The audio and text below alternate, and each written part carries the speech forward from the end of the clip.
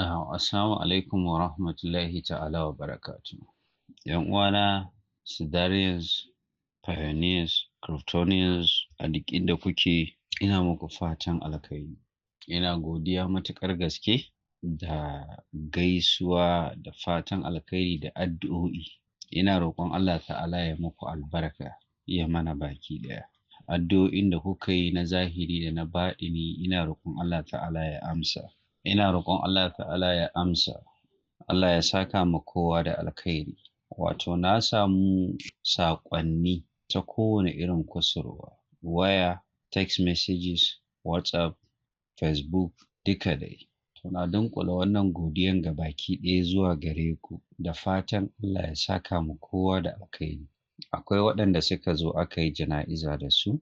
Ina ƙara miƙa godiyana ga Salinga community. Ina ƙara miƙa godiyana ga kwamitin Alhaji Kabir da sauran 'yan uwa waɗanda suka yi addu'o'i, suka yi saukan Ƙur'ani, ga waɗanda suka ba da gudunmuwa ta turo wakilai.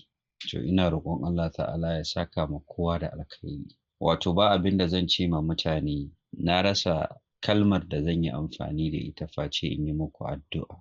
Idan iyaye suna raye, Allah ya sa a rabu da su lafiya. Idan sun riga mu gidan gaskiya, ina roƙon Allah ta'ala ya musu rahama, ya gafarta musu, ya albarkaci zuri'ar da suka bari.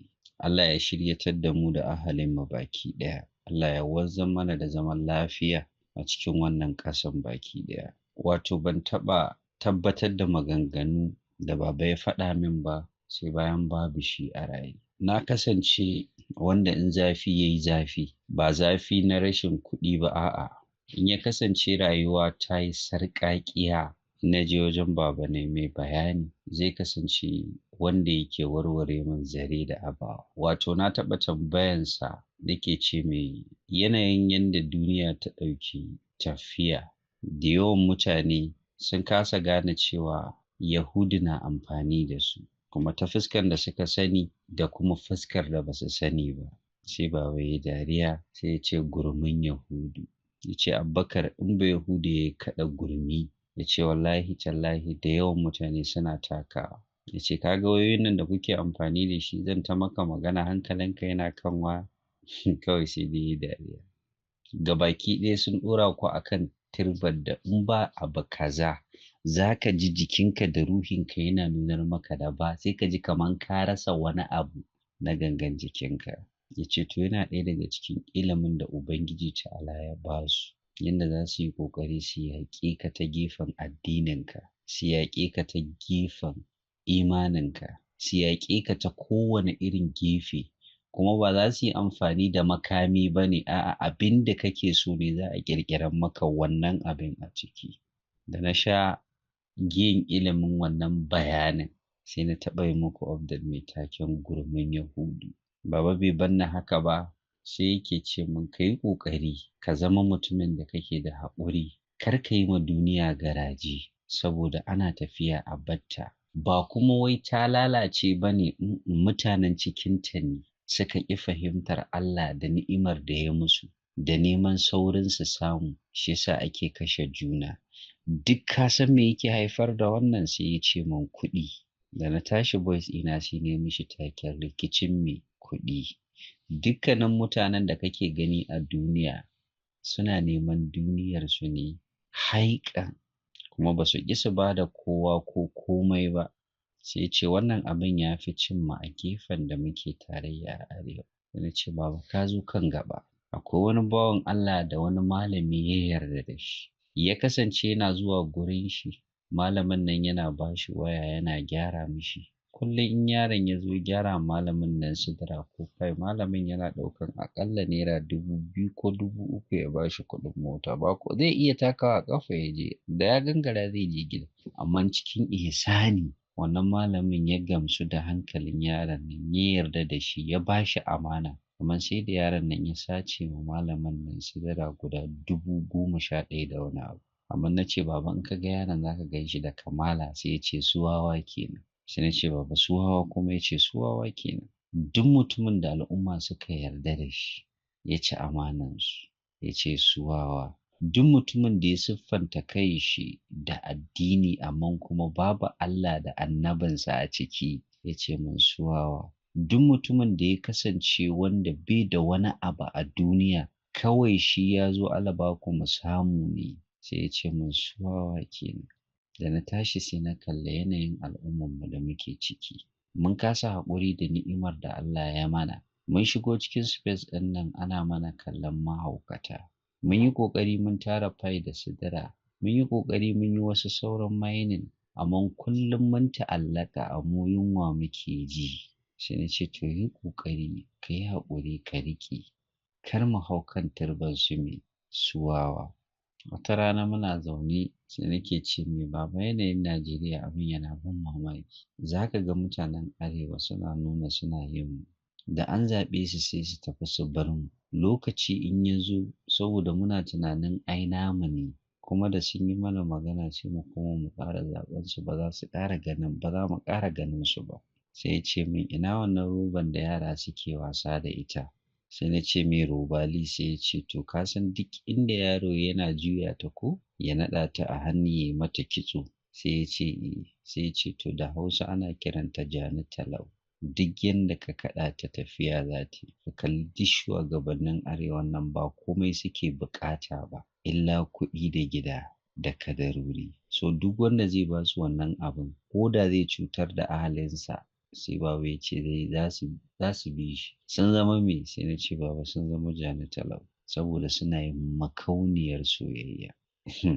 Allah ya mishi rahama. Amma za ku ji a voice ina yawan faɗan ce muku malamina ya faɗa min kaza.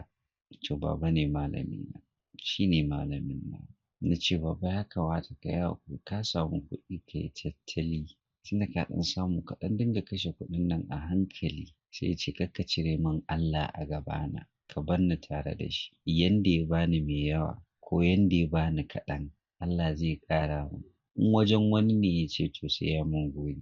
Amma yanda ya ni'imtar da ni zan yi abin da nake so kuma na ji daɗi. Sai na ce to amma tattali yana da daɗi baba ya ce gaskiya ne gaskiya ne. Sai ya ce ka san me na fi tattala? Sai na ce a'a. Sai ya ce imani na. Amma ba na kallon kuɗi a matsayin abin da zan yi tattalin shi saboda kullum ban san ya zan je risken mahaliccina ba. Ya Allah duk rantsi ya Allah kada imanin ya yi rawa. Ya Allah ka sa mu je gare ka muna salihan bayi kullum. Sai ya ce mun gashi kai Yahudu sun riga sun ƙwace mun kai sai in ta dariya. Allah baya barin wani da wani. Ina ƙara godiya ga dukkanin 'yan uwa. Ina godiya matuƙar godiya. Allah ya bar zumunci. Allah ya saka ma kowa da alkhairi. Amma mu gane cewa Google ba ta da ilimin da yake cikin zaure. Sannan ba ta da ilimin da muke bari a gidanmu saboda ga magani a gonar yaro. Waɗannan tsofaffin da muke tare da su muke raina su akwai ilimi mai tarin albarka a tattare da su. Za su tarbiyyantar da kai rayuwa har in ka shirya ka bi ta. Za su tarbiyyantar da kai ladabi. Za su baka haƙuri. Za su kasance waɗanda suke ilimantar da kai abubuwan da ba a koya maka shi a makaranta ba. Kuma saboda suna da tawali'u za ka same su suna da wata wadata a zuciyarsu. Malamin da zai koyar da kai irin wannan garin ilimin sai ka waye gari bai tashi da ko sisi ba kuma ko a jikin shi. Sun yarda da Allah sun yi imani da cewa dukkan abin da suka samu Allah ne. Legacy da za mu bar ma kanmu shine mu tarbiyyantar da waɗanda suke jikinmu. Mu koya musu haƙuri saboda yana da daɗi har in mutum ya iya. Amma yana da wahala lokacin da ka fara. Amma ka bari zuciyarka da gangan jikinka su ƙoshi da haƙuri. To in sha ma Allahu za ka cimma arzikokinka da yawa a rayuwa. Da yawa a rayuwa. Da zo ina ta faɗa ina haɗa. Daga wannan sai wannan daga wannan sai wannan. Kaza sai ya ce zo ina neman ka. Na shiga ɗaki a cikin mutane sai kalmar ta fito daga bakin shi ya ce ka koyi zama da matsala. Kar ka yadda al'umman da kake tare da su su kalli matsala a fuskarka ko da ka ɓoye ta ba wanda ya sani. Sannan in kana so ka cimma bukatunka a rayuwa ka gina gobanka ya ce dole sai ka ji yunwa. Ya ce amma ka yi ƙoƙari ka kori yunwa da yunwa saboda da yunwa ake koren yunwa. Ce kaman ya baba ya ce to bari ka ji. Dukkanin mutanen da kake tare da su za ka samu suna da iyayen gida, wasu suna wajen koyon sana'a, wasu wani ma za a hana shi kuɗin abincin rana don ya gudu, wani sai ya jure ya daure ya cije a kwana a tashi sai ya ce sai ka ga shi ne mai gidan kansa. Inda aiki ake ba shi, shi zai koma yana ba da aikin saboda ya kori yunwa da me da yunwa. So Allah ya datar da mu, Allah ya rufa mana asiri. Ina matuƙar godiya sosai. Ba gefe da zan iya cewa zan amsa ma kowa saboda da na buɗe data na yanzu ni kaɗai na ga message ɗin da na gani. Shi yasa na yi jimillar godiya ga kowa da kowa. Allah ya saka ma kowa da alkhairi. Amin. Ya hayyu ya qayyum.